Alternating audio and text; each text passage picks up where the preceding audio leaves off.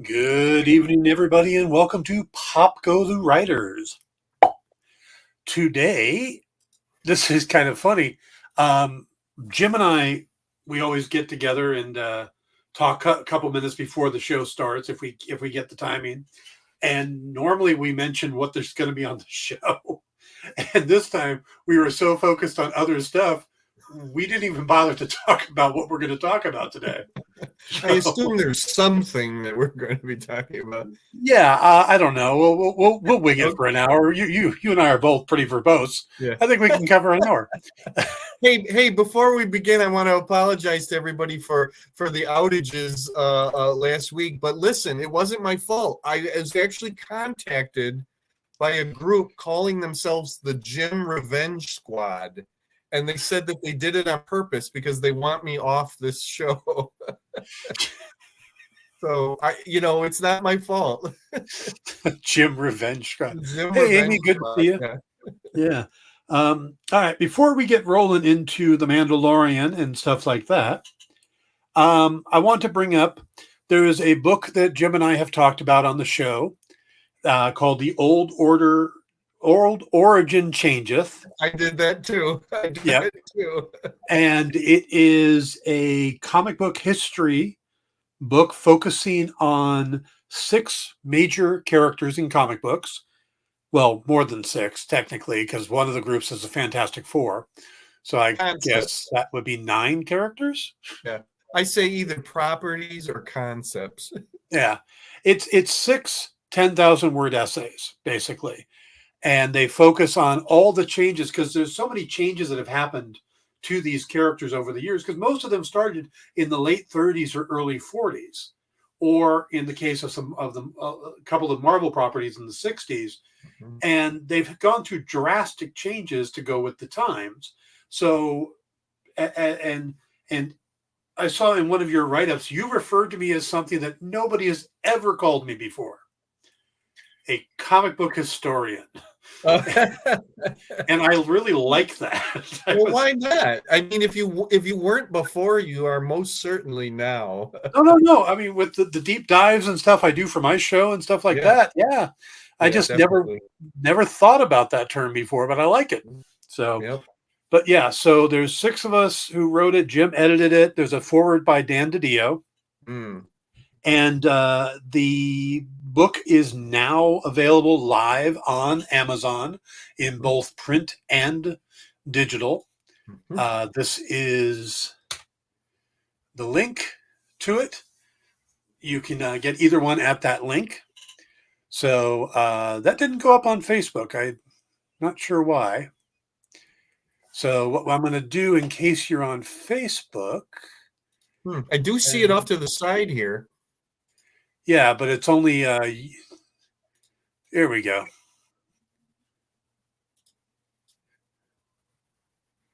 There is the link across the bottom of the screen. And we're just going to let that. Or you can just go to Amazon and put the title in too, The Old Origin Changeth, which is a little Stan Lee coming through there. The Old Order Changeth, he used to say about the Avengers. Yes, but then again, how many people can spell changeth?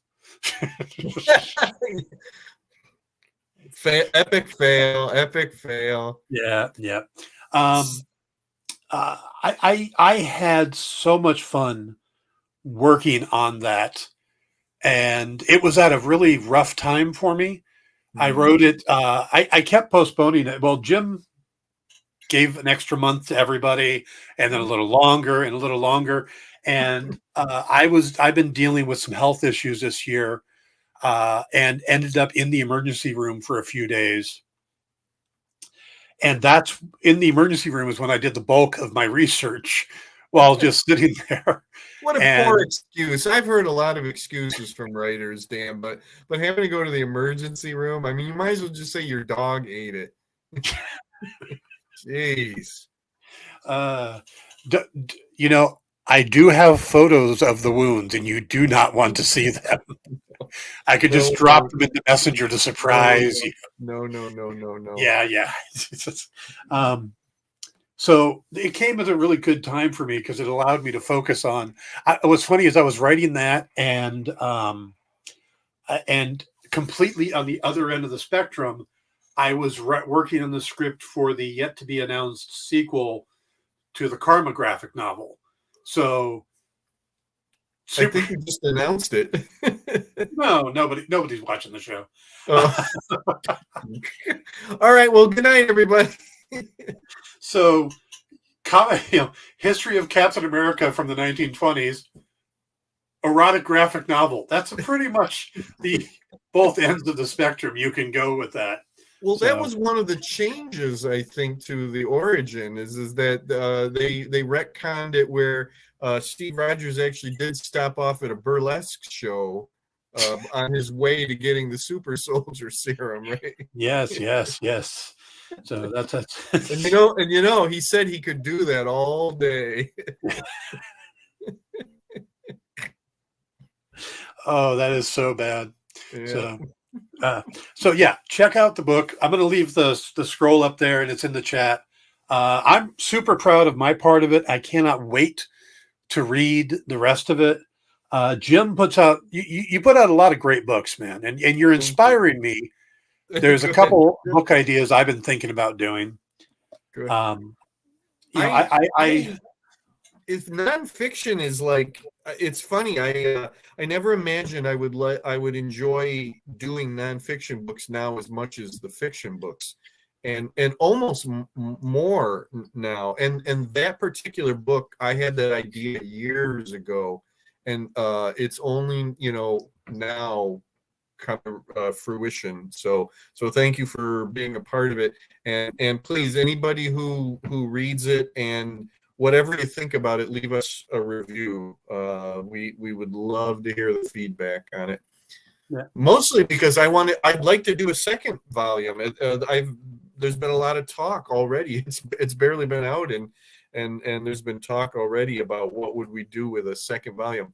And one of the other essayists this morning messaged me, and he gave me the idea, and I was so embarrassed that I didn't think of it myself, of what a second volume would be. And it was like, that's perfect. I said, that's exactly what I'm doing. It's, if we do another one, that's the idea. I couldn't believe it that I didn't think of it myself. Well, now I want to know what that is, because I'm probably going to go, yo, me. Well, I'll tell you, since nobody's watching the show, or maybe it'll whet everybody's appetites and they'll rush out in a buying frenzy, because it all depends on sales. But here I'm saying, like, okay, what's the next tier of superheroes? We could do whatever. And Frank Schildner, who did the Spider-Man essay, he sends me a message early this morning as I'm going to work, and he goes, "Oh, the next one should be super villains." And I went, "Oh my God!" So, Joker, Luthor. Yes. I don't know who the hell we would do for Wonder Woman, because she doesn't have any good villains. Dr. Doom, probably Green Goblin, and Red Skull, of course. Wonder Woman's Cheetah. Yeah, I guess so. I mean, her origin has changed. There's so many different versions of her. Yeah. You know what? And you're right. That's probably what it's either that or the Angle Man. I was thinking Dr. Psycho, Giganta. Yeah. Angle Man would have been way down my list. No, you know what? You're right. If it comes right down to it, it's probably going to be Cheetah. If you really had to say who is Wonder Woman's opposite, number as far as villains go, then it's probably Cheetah. Yeah. But I'm not changing my mind. If we do another volume, it's going to be the super villains that match the heroes that we already did. I love it. I'm excited about it. Yep. That is good. That is good. Yeah. The nonfiction book I've been thinking of, and I've been thinking about this for a while because I do these videos, or I've done 2 of them so far on my own YouTube channel, Psychology of Villainy. Oh yeah, I've seen that you do that. Yeah. Yeah. And, where I break down what the actual psychological diagnosis would be for each villain, for the villains, how it's played out, how they've grown over the years, and even to the point of also how they're portrayed in other mediums. Yeah. I've done Riddler and I've done Lex Luthor so far.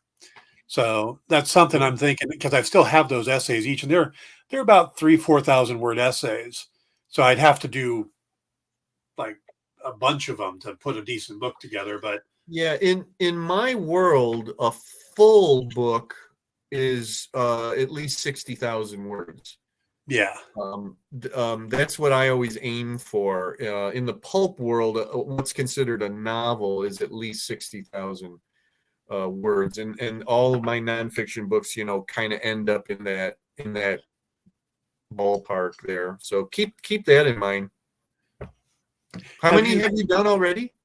I've just done 2 so far. Okay. I've been contemplating on who my next villain's going to be. Mm-hmm. There's one of the ones that keeps coming to mind is Captain Cold. Oh, yeah. Because of his background, and his whole thing about the rules of being a rogue. You don't go after family, stuff like that. Yeah. So the fact that he's got this code of conduct as a villain is very unique. Mm-hmm. In D&D terms, we would call that lawful evil. Yeah, which is kind of weird. Yes.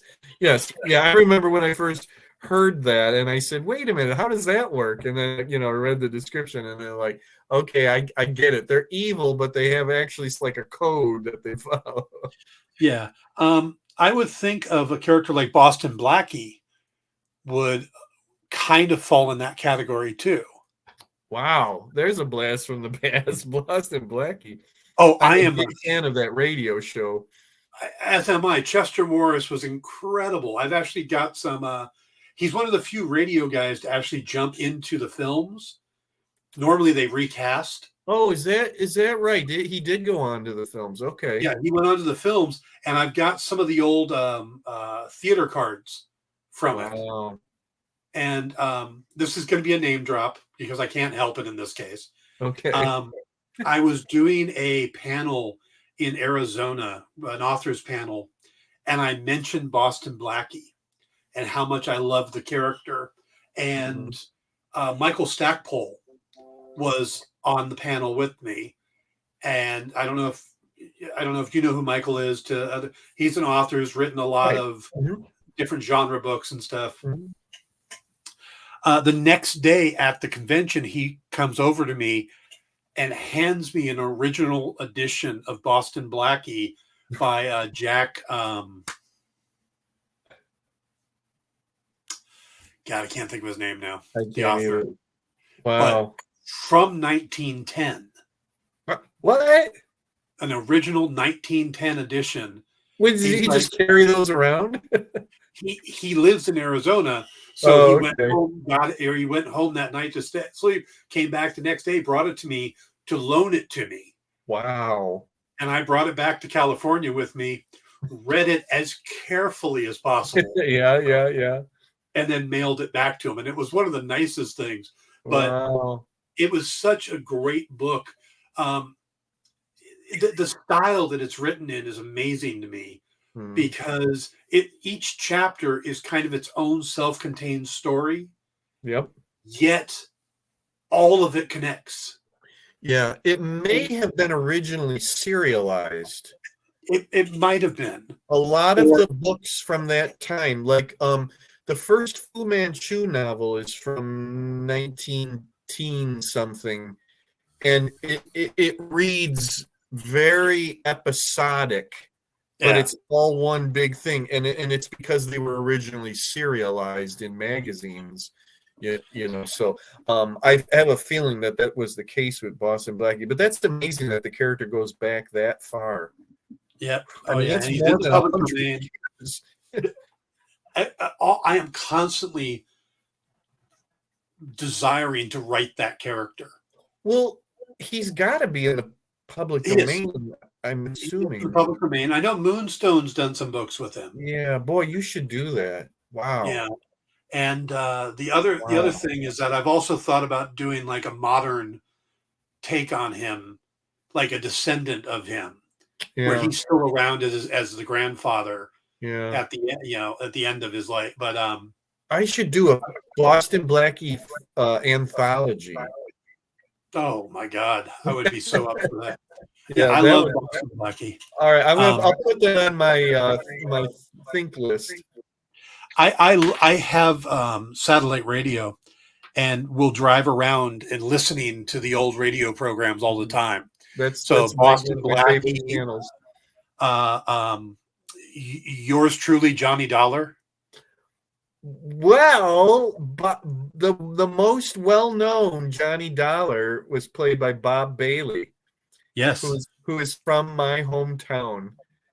I've known that for a while now, but when they did a little bio thing about him in between episodes or whatever, they said born in Toledo, Ohio, and it was like, what? I love this show. I love that guy. My God, he's from Toledo. Yeah. By the way, you know what? Pro Se, the publisher called Pro Se, they did a Johnny Dollar anthology. I remember reading something about that recently, and I always loved that show because of the tagline, "The man with the action-packed expense account." Yeah, I love that too. Yeah, $5 plane fare to Los Angeles, like $5, whatever it is. Yeah, and of course, there's Blake Edwards' detective. Was it Richard Diamond? Richard, that's a great show too. Yeah. Dick Powell, I think is. Yes, is that the one where he sings a song at the end of everyone? Yes, he does. Yeah, yeah. I just heard an episode of that the other day. I really love that one. There's so many of those good like detective shows. From that era. Johnny Dollar is really unique, I think, because he's an insurance investigator. He's not a private eye or a cop or anything like that. But he gets in just as much trouble as absolutely. a private eye. And he's that same mold of all the other ones,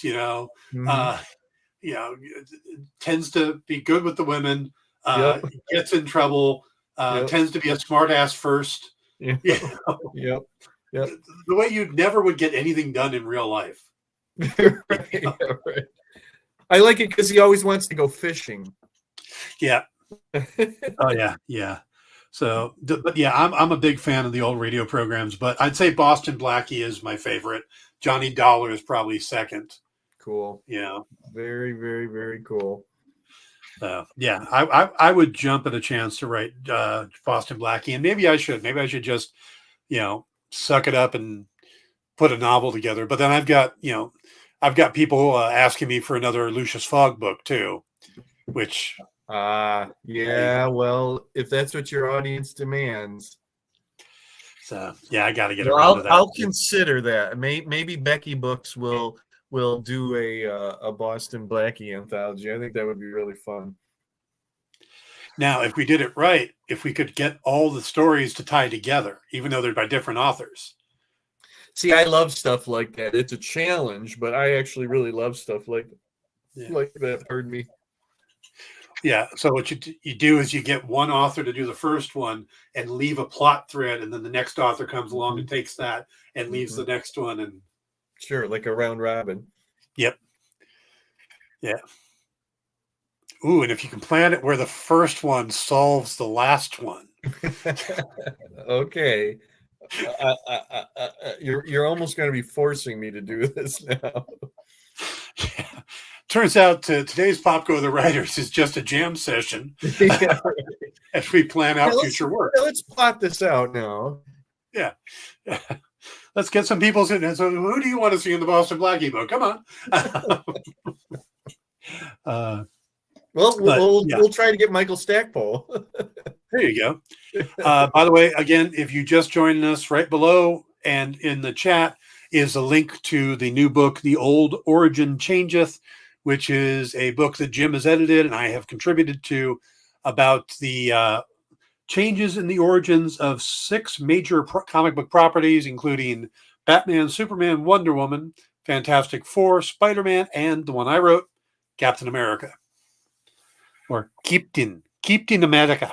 Who comes before Wonder Woman on the timeline? Well, he's not a gentleman. No. Yeah, because the book almost was Superman, Batman, Wonder Woman, Captain America, and then I looked at the dates and I said, wait a minute, we're doing this chronologically. Captain America comes before Wonder Woman. Yep. So, like I said, I had a lot of fun working on it, and thank you. Good. But thank we you. should probably move on. We've spent 20 minutes okay. rambling. This wasn't the Boston Blackie show. I'm sorry. I thought that was the. Oh, don't get me started. But we could. I could do a podcast on just old time radio programs. I'll be right there with you. I almost started a Facebook group one time just for that Sirius XM channel, which I think would be really, really fun. But yeah, you know what I really want to do is the Fibber McGee and Molly and fiction anthology. Yeah. All right.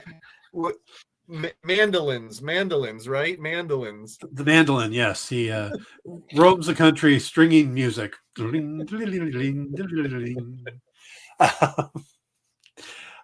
we got the return of the Mandalorian. And first I got to ask you, do you think that people who didn't watch Book of Boba Fett were properly caught up? Well, my co-host on my other podcast, he watches it. I think it was like the next day after it came out, and he sends me a message, and he's like, "How the hell did Grogu and the Mandalorian get back together?" And I'm like, "Fred, you watched Book of Boba Fett, didn't you?" And then he's like, "Oh crap." He had totally forgotten that whole thing, and I'm like, yeah, okay, if you need to, I think maybe you should go back and watch that. I mean, suffice to say, they're back together again. Yeah. But there's other things in it that you got to go, well, wait, what the hell ship is he flying? Yeah, right, the ship. Well, the ship and that they're back together again, I guess is okay. Yeah. I mean, we did, viewers of Mandalorian already knew the Razor Crest was gone. Yes. But yeah, they didn't know about the Naboo starfighter. So that had to have been kind of a little surprise there. And then Grogu being back. I love it. There's one part where Grogu is leaning forward about something, and you can see his little chainmail shirt sticking out underneath there. Yeah. So why is Grogu back? How much training did he get? Where did the Naboo starfighter come from? The N1 starfighter. Yeah. Where'd the Mithril shirt come from? Come on. When they made that shirt, did that not think of the Mithril shirt Frodo gets? Absolutely. Yeah. Absolutely. Yeah, I mean, so. What did you think of it overall? Overall, other than it's really short. It is that. I liked it a lot. Mm-hmm. There was some good humor. I see they're getting better and better with the baby, the Grogu puppet. Mm-hmm. And they were already good at it, but it really seems to be picking up. Mm-hmm. I was fascinated with the introduction of one new character, and I have a theory, but I always have theory. That's part of what I do. I have a theory too about a character we already know, but okay. I'm trying to think. Okay, the one new character. I think I know who you're talking about. Yeah, we'll get to that, but we should probably break it down by the different things that happen. Yeah. But what was your overall thoughts? I liked it a lot. I enjoyed it a lot, and I enjoyed being back in that world, and I enjoyed catching up with our friends, and all of that.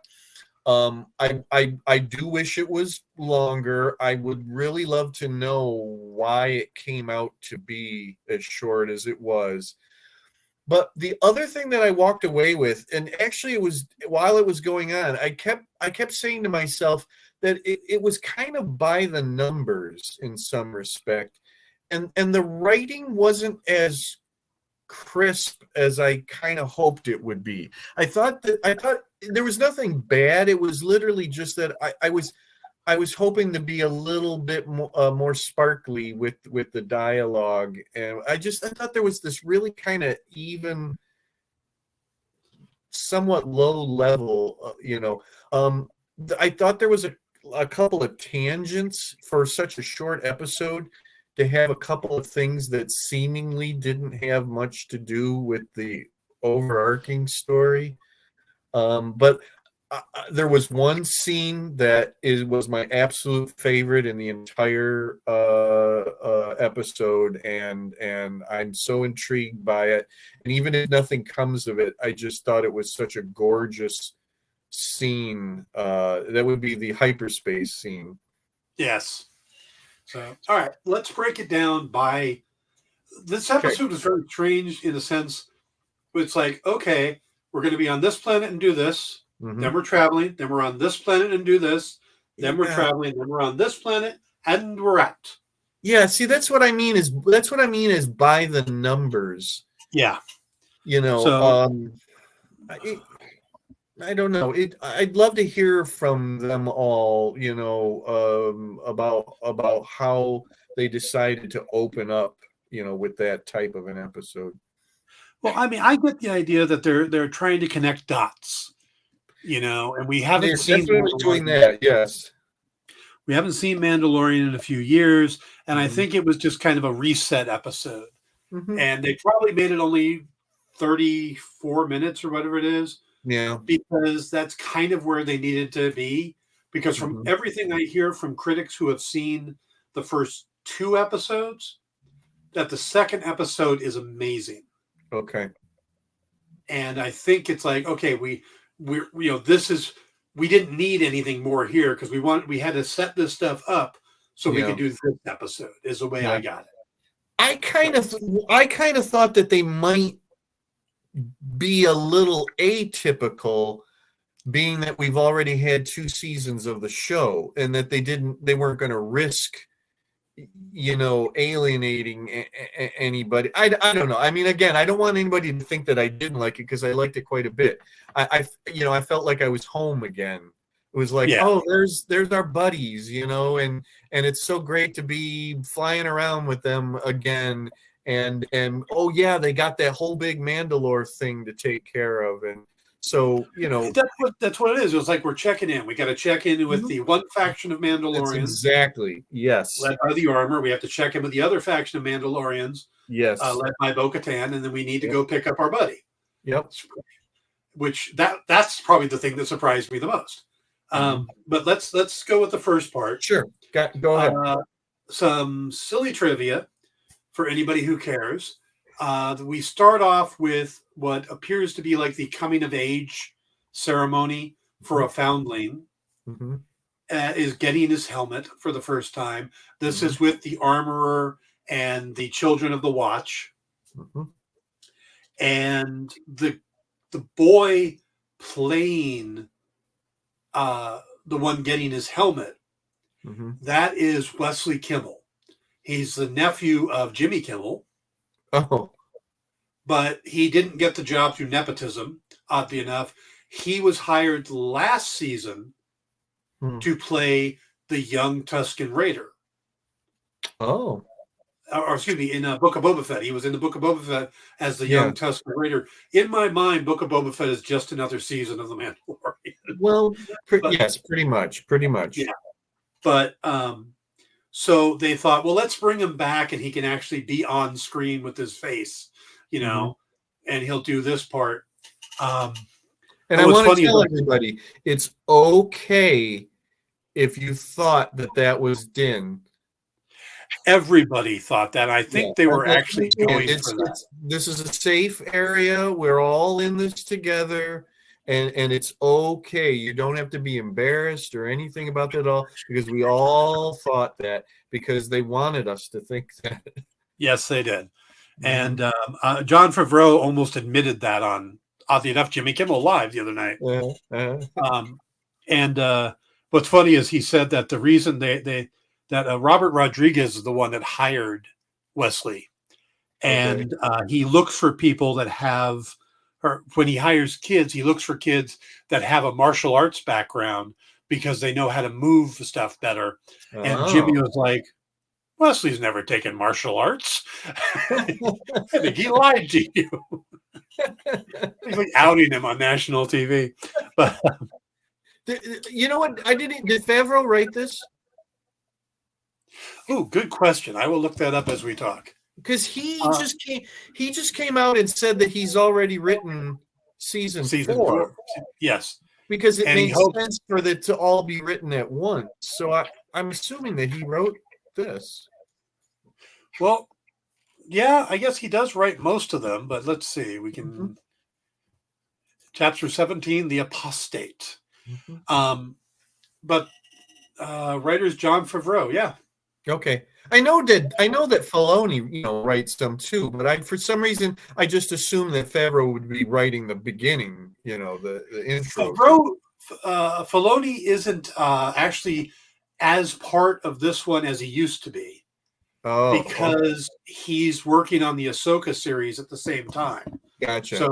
It kind of branched out a little bit. He's still involved with the planning and everything. Yeah.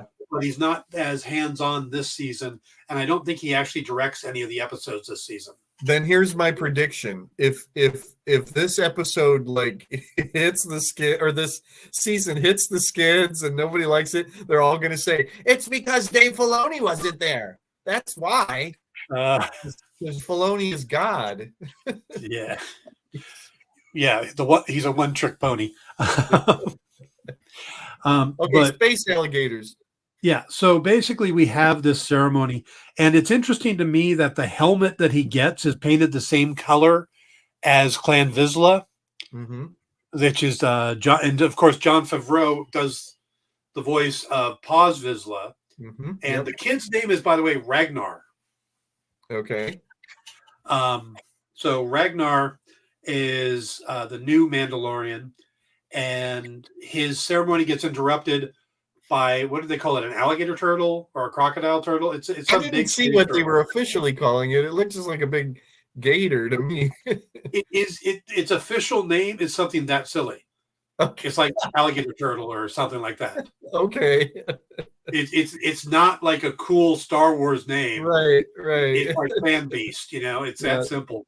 And it's turtle is the second word. Law or something like that. And of course, we're seeing all the Mandalorians fighting and stuff. And yeah, you do get the feeling that that's Din Djarin there. But then suddenly Din shows up in the N1 fighter and kills the thing. Yeah. And doesn't exactly get a hero's welcome. It's more like, what are you doing here? Yeah, what are you doing? Saving your ass? What have you done for us lately? Yeah. And you get the little Grogu reveal there, he pops up into the bubble. I did find it interesting though that it does feel like it's like, well, we get to see this ceremony, which is great. We see that they're no longer on that one industrial planet. Right. I don't remember what planet that was. Now they're on a completely different planet. But the whole episode appears to be, in case you missed Book of Boba Fett, this is the current quest Din Djarin is on. Yeah. Yep. What did I say? By the numbers. Check off the boxes. Well, I'm not saying that's horrible or anything like that at all. I'm just saying it was just very much, okay, click, click, click, click, and next planet. Okay. So that's the whole purpose of that first scene, is to catch everybody up that they know what the quest is currently on. We went back to the quest giver to reread it just in case. Yeah. And also to remind us exactly what Mandalorians can do. Okay, Mandalorians have backpacks. Mandalorians have the rope line. Mandalorians can do flamethrowers. Mandalorians can do that. Okay, we got it. We know exactly what Mandalorians can do. Right. So then we travel through hyperspace to Navarro, but during the hyperspace scene is a huge reveal. We see Grogu is looking out while Din is sleeping at the wheel. Thank you, autopilot. Grogu looks out and see these silhouettes of what look to be giant space whales. Mm-hmm. And they are. Mm-hmm. Those are the Purrgil. Mm-hmm. And the Purrgil are basically how says humans, no, what's a good life, how people discovered how to travel in hyperspace was from the Purrgils, watching them and how they do it. And the Purrgils are a big part of the Rebels series. Yeah. Because they were Ezra Bridger, who's going to most likely appear in the Ahsoka series, used the Purrgil to defeat Grand Admiral Thrawn, and we know Thrawn is what Ahsoka's looking for, and Ezra. So we just had the Purrgils introduced to live action for the first time through their silhouettes. Yeah. And like I said, even if there's no more of this thing, them in this show, it was so beautifully done. I'm so glad that like they held back where you can barely see them, but you can see them too. I just love that. So I had to go and find out because I didn't know anything about them because I haven't seen Rebels. So I found out about Ezra's connection with them and the whole with Thrawn and the whole thing that they can exist in hyperspace and all that. And that you have to be force sensitive to see them or to talk with them or whatever it was. So it was that Grogu saw them makes sense. It makes me wonder if Din was awake, would he not have seen them? It's possible. Okay. I don't know. Okay. That's an excellent question. It's just such a wonderful sequence, and the awe from Grogu, and seeing them, and just how that they were off in the distance and kind of just, you barely see the shape of them. And then you say, oh my God, we're in hyperspace. What? Really nice sequence. Really, really nice. Yeah. Oh yeah. Yeah.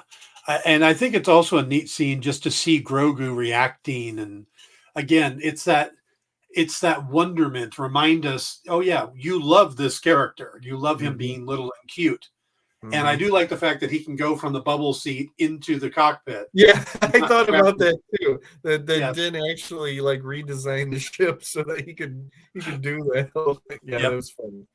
So, all right. So then we move on to, by the way, if you haven't seen any of the animated stuff, Rebels is probably at this point more important than Clone Wars and The Bad Batch. Those are good shows, but Rebels is going to tie into Ahsoka, which is going to tie into The Mandalorian. So all this stuff, this era is all connected. So Rebels would be worth going back and watching. Yeah. So, but let's go on to we end up on Navarro. And this is where we start seeing the true passage of time.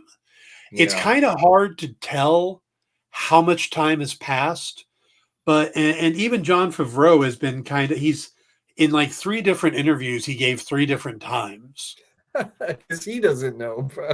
Yeah, I mean, at one point it made it sound like it's been 2 years since the end of Book of Boba Fett to now, and then oh no, it's 2 years between the end of Mandalorian season 2 and Mandalorian season 3. Mm-hmm. But basically we get that Grogu it wasn't like, oh, look, I'm taking baby Grogu and then suddenly, oh, I'm sending him back. Right. He was with there was like, it seems like there was a year to year and a half that he was with Luke getting training. So it's more than just, nothing. He actually spent time with him. It reminds me of the question of how long was Luke on Dagobah with Yoda, because it seems like he's barely there, but supposedly it's longer than the impression that it gives. Yeah.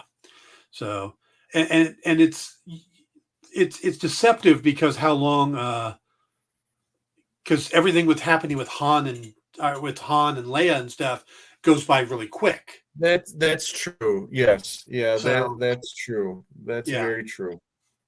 But And maybe Jedi training is like the crash course. You need 6 weeks and you're good. Yeah. It's like drivers behind the wheel training, then just practice. You'll be great. Everything that happened in the sequel trilogy is because Luke didn't get his 6 weeks in with Yoda. Yeah, behind the saber training. Yeah, his masters keep dying. Yep. But let's Navarro. We get on, but Navarro has changed so much. Yeah, you think? Dirty streets in the first, in the first episode of the series, it felt like it was another version of Tatooine. Yeah, very much so. Yeah, it's a volcano planet, or volcanic planet, and then now it's like the volcanoes have erupted and everything is calming, and grass is growing. The streets are paved with white cobblestones. All the good people are moving in. There's a Mon Calamari walking the streets. There's high-end droids. Kowakian lizard monkeys or whatever those things are now are no longer on spits being roasted. They're in the trees, running around freely. Yeah. By the way, Andrew brings up a great reminder from Book of Boba Fett, or Mando 2.5, when Ahsoka tells Luke that you trained him well, referring to Grogu, and Luke says, more like I reminded him of what he had already learned. He was trained at the temple in the past. Yeah. So that's another sign that Grogu is probably better at the Force now than we think he is. Yeah. Thank you, Andrew. But we also see that Grief Karga is getting kind of full of himself. You think? He's now the High Magistrate, and he runs around with 2 little robots carrying his cape off the ground. He has a bust of himself in his office. He does. Yeah. But and he spends all that time telling, "Oh, Mando, you could settle down here. You'll be landed gentry. You could put your blaster down. By the way, I need a marshal." And of course, we have the we better address the Gina Carano is no longer part of the series thing. Yeah, she was recruited by Special Forces. Yeah, now she's done. Okay. they didn't have to insert that couple of lines, so I thought it was interesting that they did. But they didn't really have to address it at all. They could have literally just said, "We're not going to mention her," at all. I'm glad that they brought it up. Well, the impression I got is that line was actually in there before they fired her, because she was going to go on to that Rangers of the New Republic series. True. Which would have been her joining Special Forces. So they just kind of left it in there, and that kind of explains why she's not there. Yep, absolutely. Yeah. But and we also see that he's cleaned up a lot of the city. There is a confrontation with some pirates, and of course, all the pirates are the bad guy aliens, because Star Wars racially stereotypes more than anybody. Yeah, there was no Rhodian in there, though. What? There was no Rhodian. The Greedo. No, but you had a Nikto, you had a Trandoshan, and I stand up for Trandoshan rights because, damn it, there is a Trandoshan Jedi in the High Republic, who's my favorite character from the High Republic. So Trandoshans aren't all bad. No, they're like Klingons. It's Bosk or nothing. I don't care about any other Trandoshans except Bosk. You should read the first book of the series. Scar is really cool. Okay, so why does Grief Karga still carry a blaster? Because he has no marshal. Well, if you're a gunfighter your whole life, I guess so. Yeah, I guess so. I mean, I think it was fun and cool, that he did, but it was just like, why does the High Magistrate have to carry a gun? Well, but of course, these pirates are answering to such a Star Wars name, Gordian Shard. Captain Gordian Shard. That's a great name. Yes, but we're going to get back to Gordian Shard in a moment. Okay. But they chase off the pirates. Well, they chase off the pirate. The Nick-2 lives. They kill all the other ones. But then we find out why Mando is back, because he wants IG-11. Which that was the part that surprised me the most. Like, isn't he pretty much destroyed? Well, the detonator was right in his chest, but we find out that the statue is partly his parts. His chest and head, and where the the chest thing is intact. Legs and arms are gone for the furthest from the explosion. I guess the blast radiated out somehow. But whatever. Yeah, so they're going to bring back IG-11, which pretty much just tells me that Taika Waititi has some free time. Right. So so he's there, and we get the Anzellans. Yes. The Babu Frick. Yeah, Babu Frick. I need to know if one of them is Babu Frick.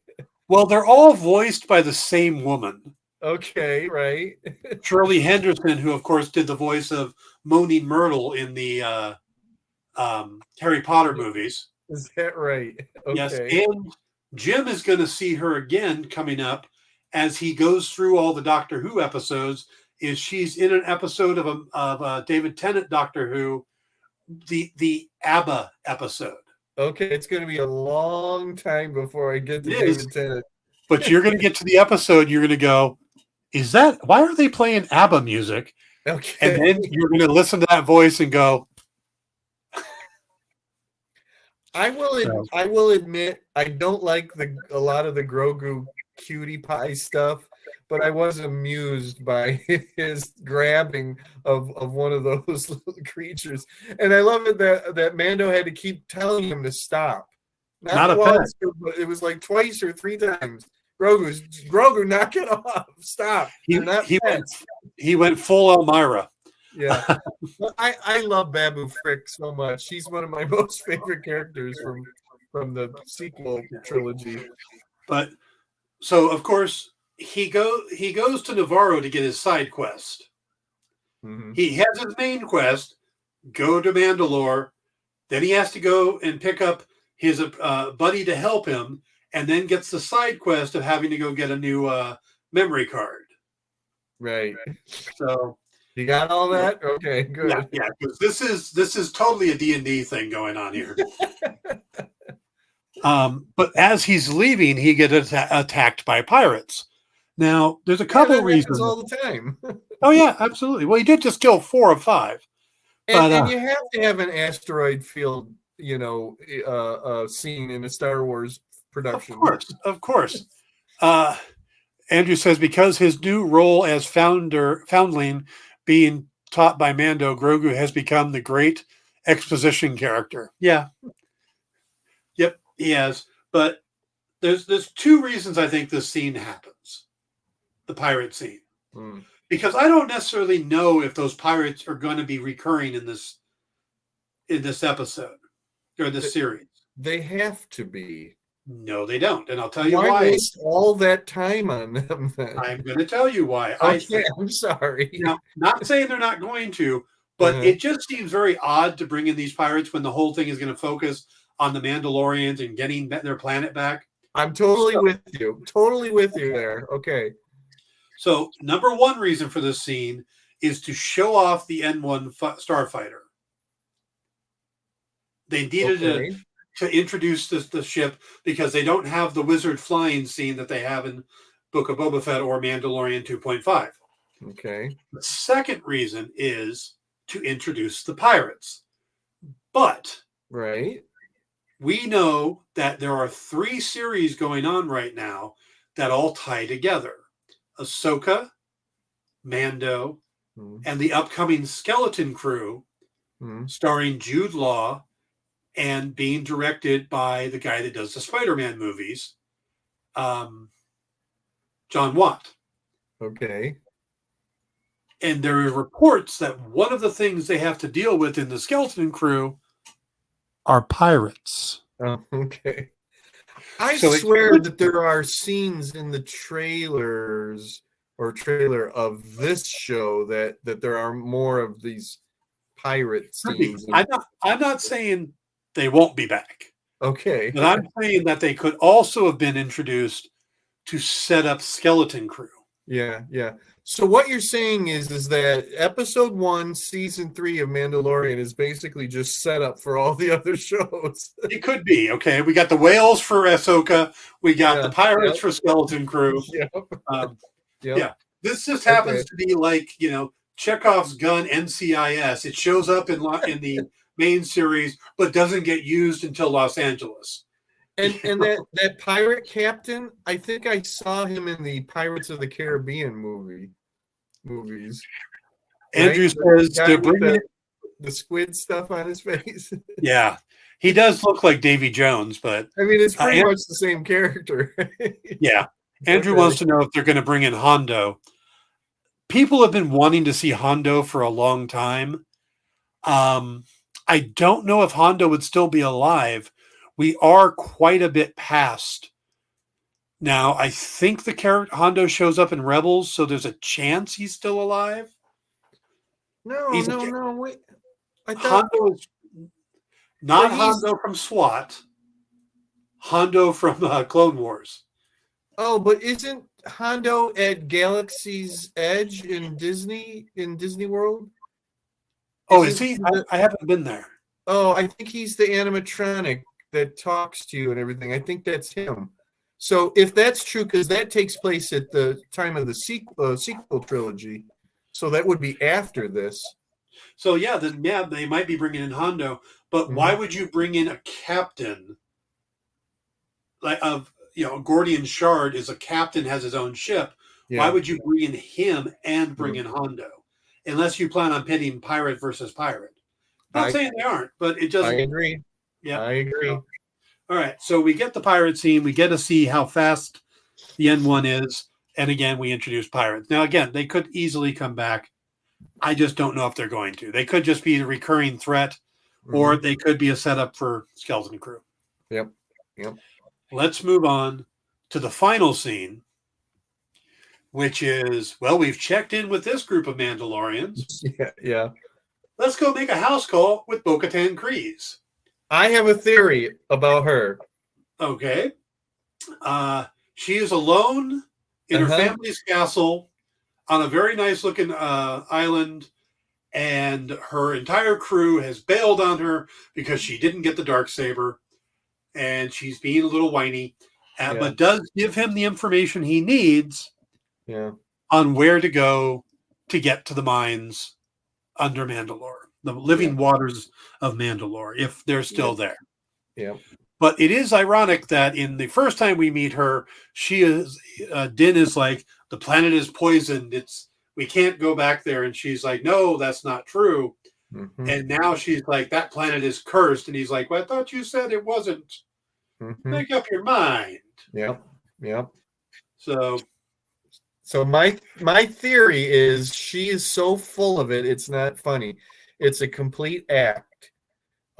She is trying to lure Din into a sense of her doing absolutely nothing, sitting on her throne, being poor pitiful Pearl, because she's plotting to get the Darksaber back from him.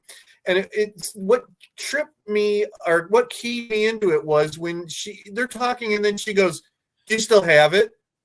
It was like, that is the stupidest, densest, dumbest question ever. If I was Din, I would have went, "No, I pawned it. Of course I still have it. No, I lost it somewhere." Like, it was the way she said it. Do you still have it?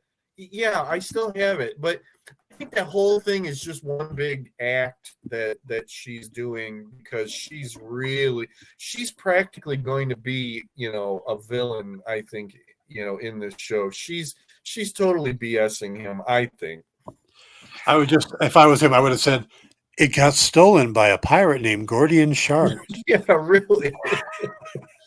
He should have said, "No, I gave it to some other Mandalorian who actually took it when I gave it to them." Not like you. I traded it to some Jawas for a hunk of space rock that might be from Mandalore and has some quotes from the Bible on it. Right. That is absolutely right. But I mean, I like that scene a lot, but it's like I don't trust her in the slightest. Yeah. I think she's totally BSing him. I think if he was going to give it up, he might give it up to Vizsla, being that it is his family's legacy. Mm-hmm. And if he doesn't really care about it, and Bo-Katan won't take it, I could see him giving it to Vizsla. Yep. Who was willing to try to fight for it. So yeah. But I don't think he's going to give it up. She's going to totally be manipulating him all along to get what she wants. No, saying ain't so. Yeah. And she had a much better wig this time, right? She did. Yeah. So, somebody on TikTok did a video, and she's just, you could tell it's Bo-Katan, but she's like in sweats and a comfy sweater. She's got the braid in her hair thing, and she's sitting there just, no, Mom, I'm not sure how to get it back. And what? Oh, shit, I go, he's here. And then she's running down this long hallway, and then she's like putting her boots on and taking her sweater off, the armor's underneath it. And then she's trying to position herself to look cool on the chair. And then she finally and then, oh, Mando, I didn't see you there.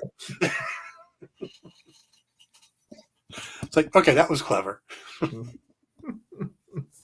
So, overall, I thought it was a good first episode, but it was a bit by the numbers, and it was like, okay, you got to check in on the quest giver. Then you got to do the side quest, or got to go and pick up your buddy and and then start your side quest. And you better swing by and get the information from this NPC. So it really was, everybody was an NPC this episode. There you go with the D&D references again. Absolutely. What's funny is up until a few years ago, it would have all been Warcraft references. Okay, right.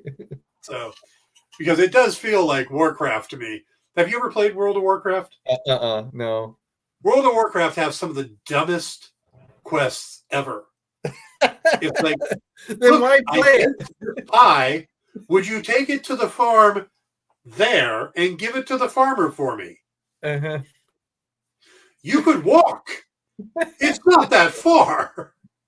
You'll give me 5 gold. Fuck it. All right. Yeah, that's dumb.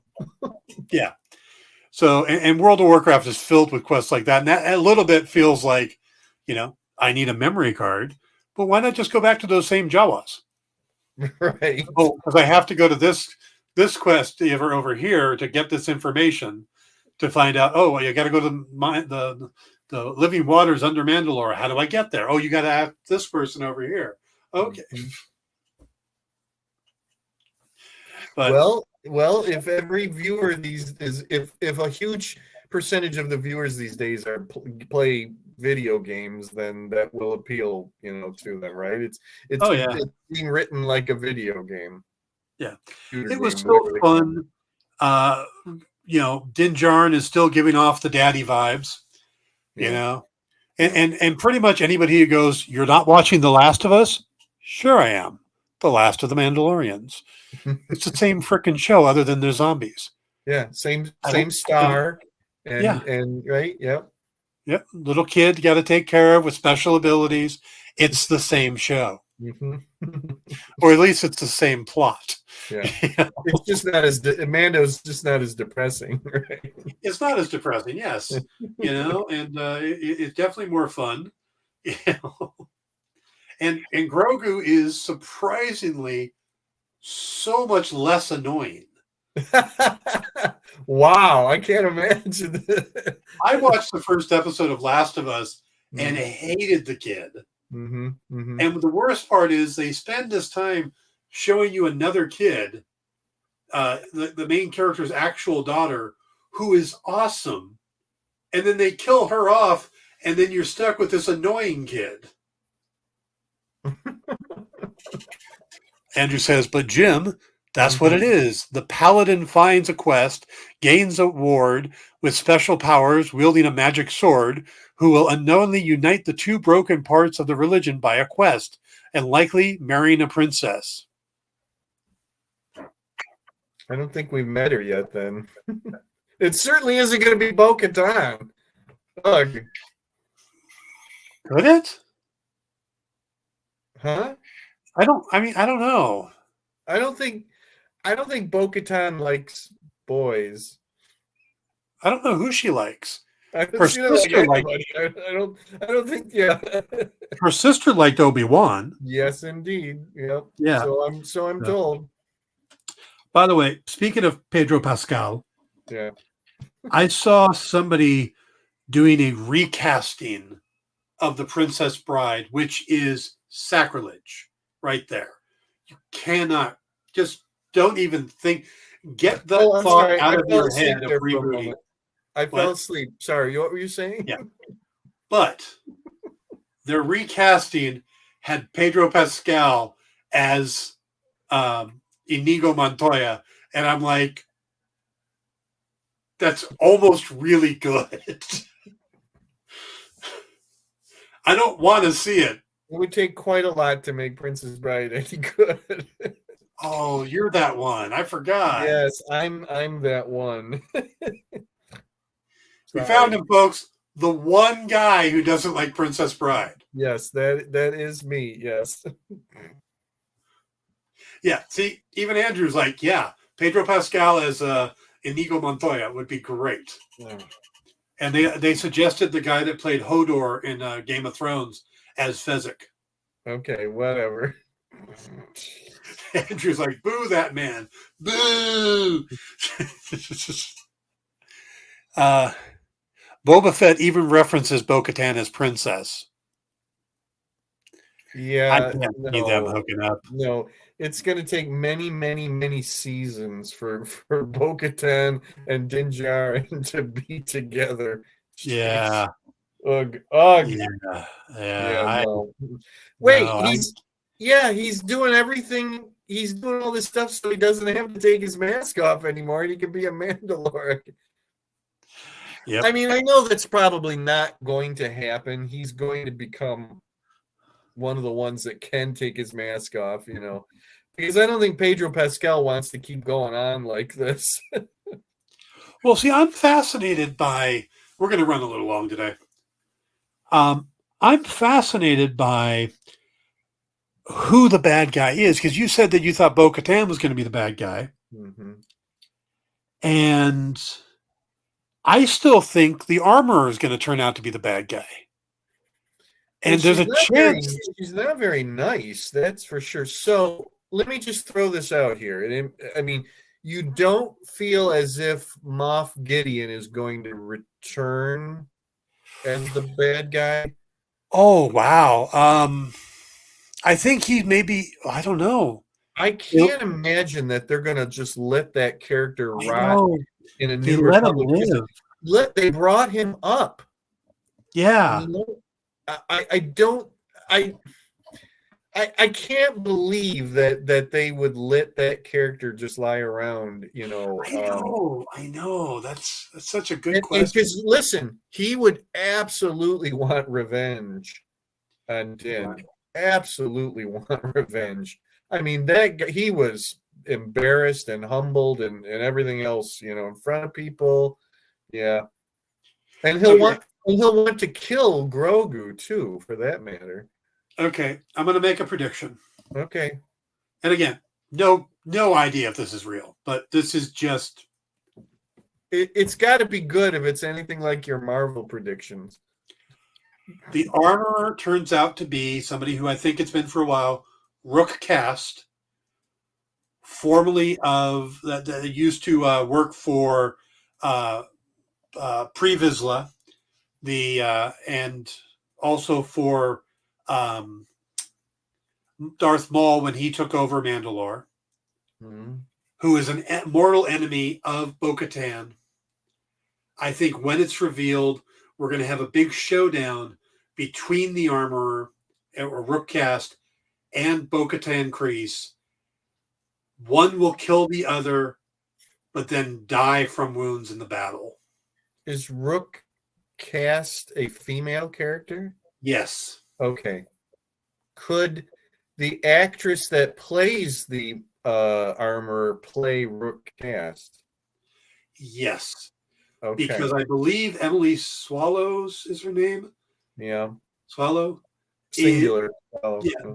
I don't think she actually has an English accent, but they have her affect one, and Rook Cast has one in the animated series. It's something like that. Okay. But also, what the thing that makes me think that is that the armorer has horns on her helmet, and that was something that the clan that followed Darth Maul added to their helmets. I've heard this theory. Yes, I've actually heard this theory. I don't know what to say because I don't know a lot of the animated stuff, so I'll just have to take your word for that one. I'm just throwing that out there. There's a rivalry between those characters in the animated series. Yeah. It would be too good to have them finish that rivalry here. I mean, you know what? You were totally on the money about Fantastic Four appearing in Ant-Man Quantumania. So, I say go for it. I mean, I trust your instincts on this. They totally did. The guy that could read minds, obviously Mr. Fantastic. What? The warrior woman was definitely the Invisible Woman, Sue Storm. And Veep. How could that not be the thing? That's obviously Ben Grimm. And the guy with the giant cannon for a head, Johnny Storm. Yeah, they just did quick swap outs, with CGI. Yes. Okay. Yeah. I'm totally on board. Totally on board. It's this Rook cast character. It totally is. Yep. Hey, I do wild ass speculation, but I admit that it's wild ass speculation. I don't come out going, no, the whole Fantastic Four thing, you were really certain about it. You didn't think it was, you thought that was a real that was how I would do it, and my gut I really thought they were going to do that. Okay. I think it's more likely that my Bo-Katan theory would be correct. That she's going to be the bad guy? More or less. That she's she's gaslighting him. How's that? Oh no, I think you're right. I don't have a problem with that theory at all. Yeah. And I have a feeling that they're both going to turn out to be trying to use him, or I don't think the armor is trying to use him. I think she's just very, she's got her own people to take care of, and he's probably sort of an annoyance now. I mean, I don't think he means anything at all. He fell, and if he can't get back up on his own, then so what? Move on. Yeah, I'm just waiting till maybe season 4 or season 5 when they get a Kyber crystal and they find someone to make a tiny lightsaber. No, he gave up. He doesn't want to be a Jedi. He gave that up. Ahsoka Tano's not a Jedi either. She's still got her lightsabers. I think, okay. I'll go back on what I was saying. I was going to say once a Jedi, always a Jedi, but okay. It's like once a Catholic, always a Catholic. Andrew says, from what you've said, I'm thinking the end game is that Mando is there to unite the Mandalorians and reclaim Mandalore to bring it back to life. I agree. And I think that taking out the two heads of the division will be part of it. Because when you cut off the heads, they're going to turn to the guy with the dark saber. Yeah. And it is going to end up that he'll have it that all Mandalorians are allowed to take their helmets off. He's not going to keep up with that cult, that sect stuff or whatever. That's just, that's not going to fly anymore. Yeah, I agree. Because that water's probably gone. He'll get there and it'll be completely gone, and he's going to be, so effed. I think it's going to be a nice, lovely hot spring, and he's going to open up, because hot springs are big in the Star Wars universe. that's twice Grief Karga has offered to take Mando to a hot springs, which then makes me wonder, is Grief kind of interested in Mando? Hey, let's go to the hot springs. Come on. Settle down. We'll give you some land. Come live here. I don't know. Twice. He's very dismissive of Grogu because he said, "You're still hanging around with that, whatever he called it. I can't remember. Critter."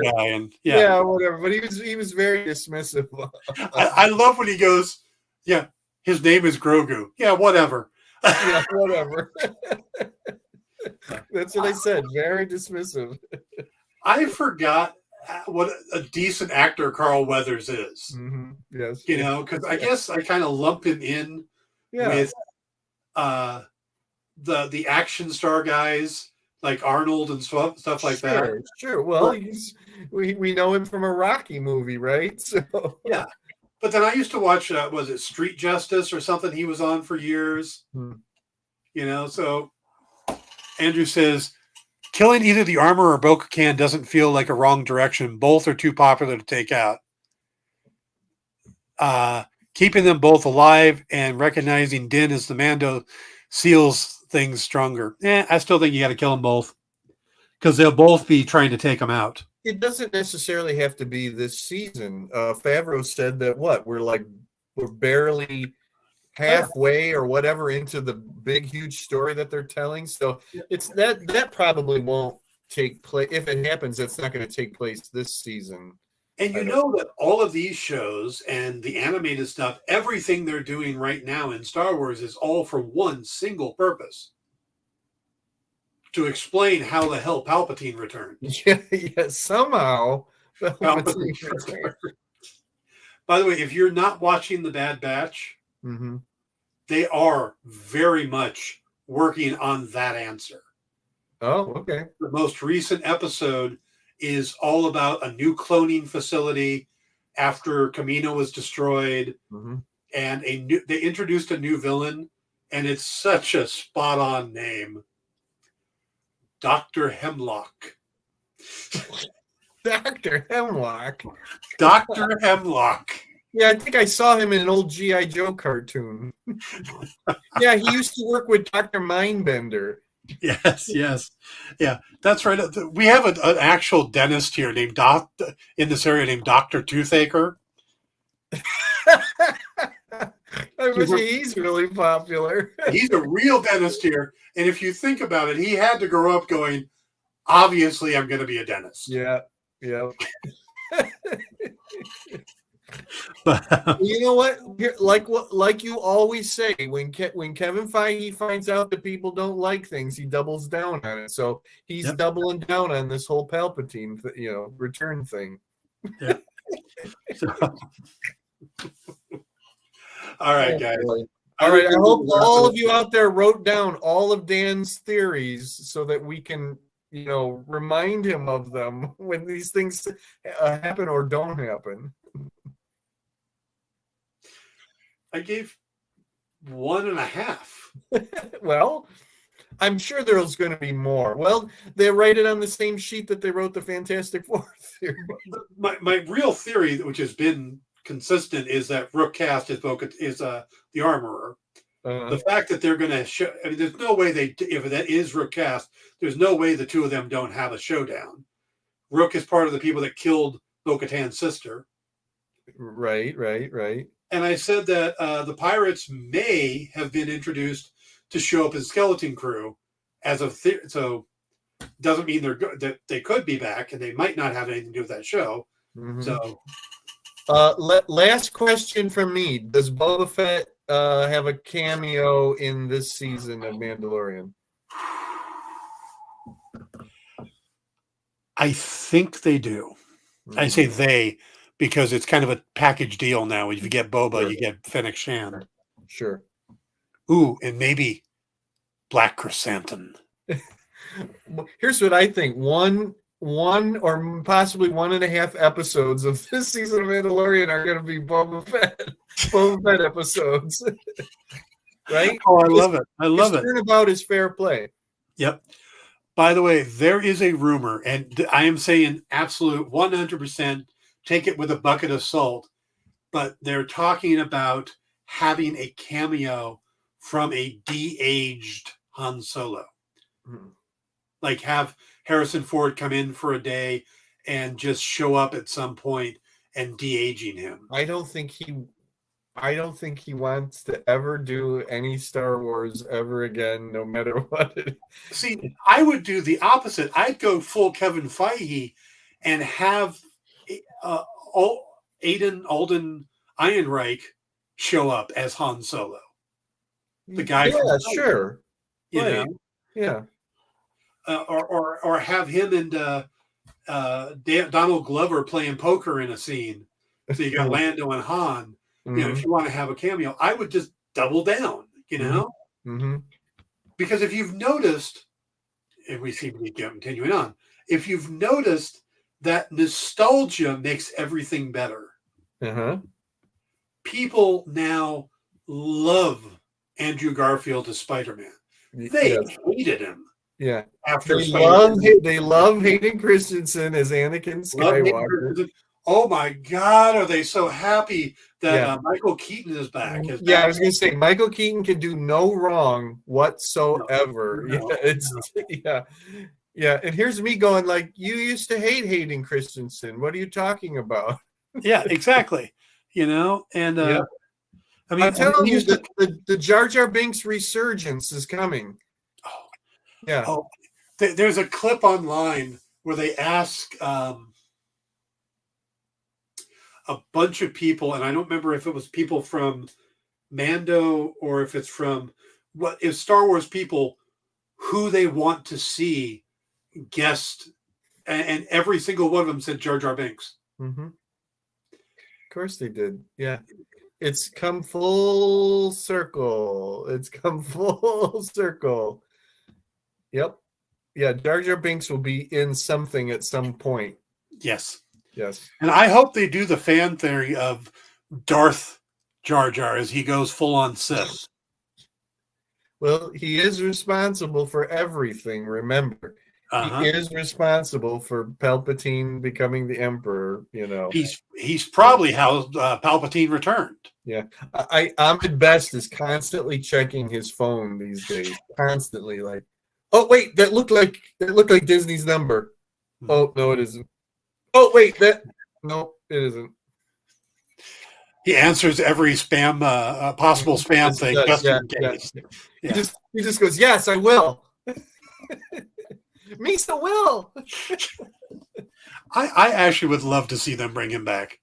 They could do it somehow. I don't know how, but they could do it like he's living on Navarro or something, you know. I don't know. They could do it somehow, you know. Yeah, I mean, or they could put him in the Skeleton Crew or anything. It could just be a little tiny cameo, you know. I don't know. I think he could be a drunk at a bar, you know. He's just totally wiped out after all that mess that he caused 20 years ago.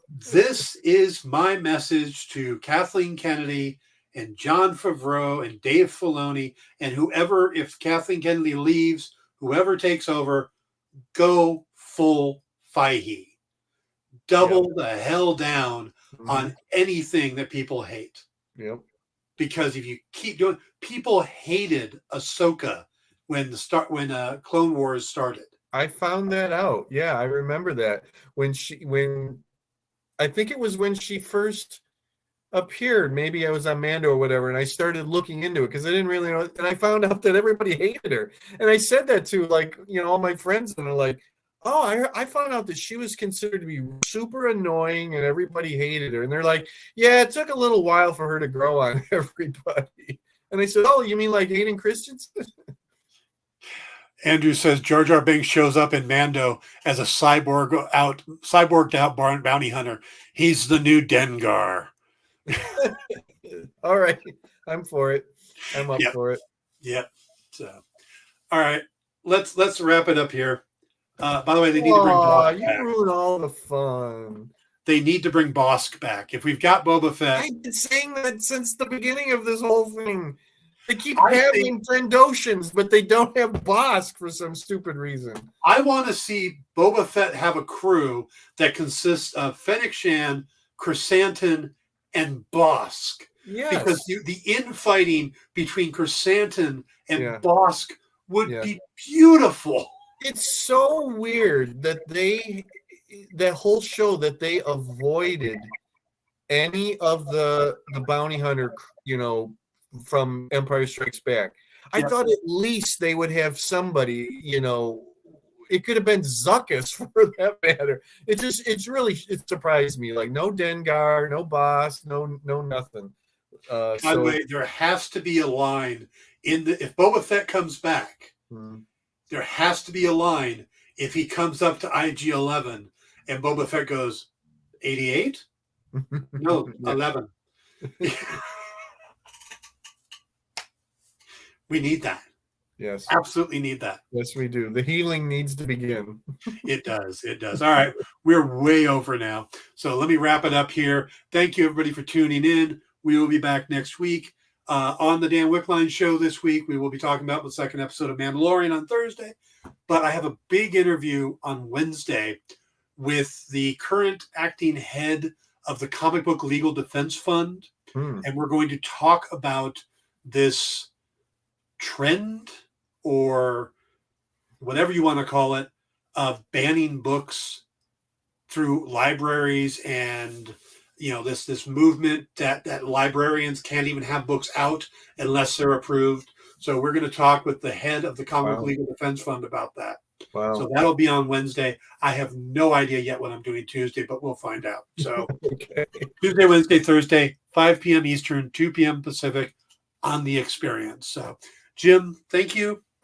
Remember, link below is to our new book, The Old Origin Changeth, which is available now, digital and in print on Amazon. And I think I've run out of things to say.